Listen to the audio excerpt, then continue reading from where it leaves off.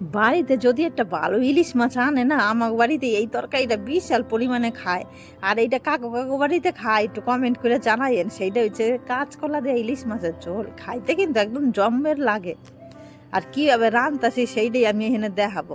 যাই হোক, প্রথমে ইলিশ মাছটা একটুখানি আমি আঁচটা ছাড়াইয়া ধুয়ে নিলাম, কারণ ইলিশ মাছ আমার বাড়িতে বেশি ধোয় না, কাটার আগেই ধুয়ে নেয়, আর কাটার পরে একবার ধোয়।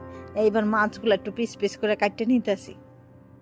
আর এইটা কিন্তু বিশাল পুরান একটা রান্না, এয়া কিন্তু নতুন ধরনের রান্না না। গ্রাম বাংলা এগুলো বিশাল পরিমাণে এইসব রান্না হইয়া থাকে, ইলিশ মাছ দিয়া সব কিছু দিয়েই তরকারি।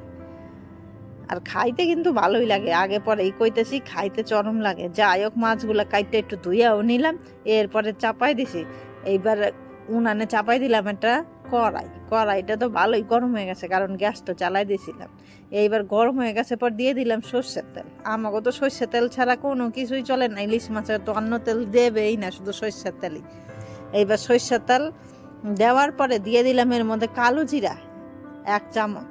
এবার কালো জিরা একটুখানি মানে পোড়া পোড়া হইলে, একটুখানি চটপট করে ফুটলে 1 থেকে 2 মিনিটের মধ্যে এইবার আমি কাইটটা নিছি আলু আর কাঁচকলা, সেইগুলা কাইটটা একটুখানি হলুদ জলে ধুয়ে রাখছিলাম। এইবার সেইগুলাই কড়াইয়ের মধ্যে দিয়ে দিন। আর কাঁচকলার আলুটা একটুখানি বড় বড় করেই কাটছি, একদম পাতলা পাতলা, কিন্তু মানে সাইজটা একটুখানি লম্বা লম্বা করেই কাটতে হয়। এগুলো কিন্তু একদম ছোট ছোট করে কাটলে ভালো লাগে না। এইবার ইলিশ মাছটা কিন্তু আমি বাজ্যে নিই নাই, আগে ইলিশ মাছটা দিন কাঁচা, আর সেই এর জন্যই কিন্তু স্বাদটা এর আরও ডবল হইয়া যায়। এইবার কাঁচকলার আলু দেওয়ার পরে একটুখানি বাজ্যে নিতে আসি। আর ইলিশ মাছ দিলে কিন্তু বেশি মশলা দেওয়ার দরকার নাই, তাইলে কিন্তু আর ইলিশ মাছের গন্ধ থাকে না। এর জন্য যত কম দেওয়া যায় মশলা ততই ভালো। তাও এর মধ্যে একটুখানি দিয়ে দিব কাঁচকলা, আর সাথে তো আদা কয়, আদার কাঁচকলার সাথে সম্পর্ক মানে জর্গা জাটি সম্পর্কের জন্য বেশি দিতে নাই আদা। তাও একটুখানি মানে 2 চামচ মতন আমি লঙ্কা বাইটটা দিছি, কাঁচা লঙ্কা, আর 1 চামচ দিছি আদা বাইটটা। এইয়া দিয়ে একটুখানি মশলাটা কষায় নিব। এইবার মশলাটা দেওয়ার পরে কষানোর পরে না, এর মধ্যে দিয়ে দিব হচ্ছে নুন, পরিমাণ মতন নুন দিব। এখানে আমি 1.5 চামচ নুন দিব, আর 1 চামচ হলুদ, আর 1 চামচ দেবো লঙ্কার গুঁড়া।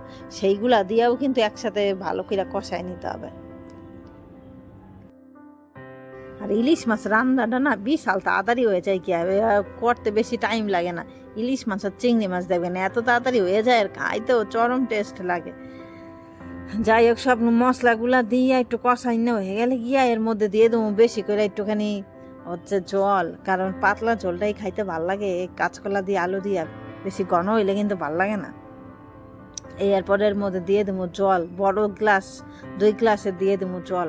আর মশলাগুলো একটুখানি মানে পুইরা পুইরা যাইতেছিল, এর জন্য দিয়ে একটুখানি জল দিয়ে আগে ভালো করে কষাই নিতেছি। কষানোর পরে দেখেন জলও দিয়ে দিছি। এইবার জল দেওয়ার পরে মাছটা হলুদ আর নুন মাইখা নিছিলাম, সেইগুলো দিয়ে দিলাম এর মধ্যে। এইবার এইয়া দিয়া ঢাইকা দেবো। এইবার ফুটবে 5 থেকে 6 মিনিট।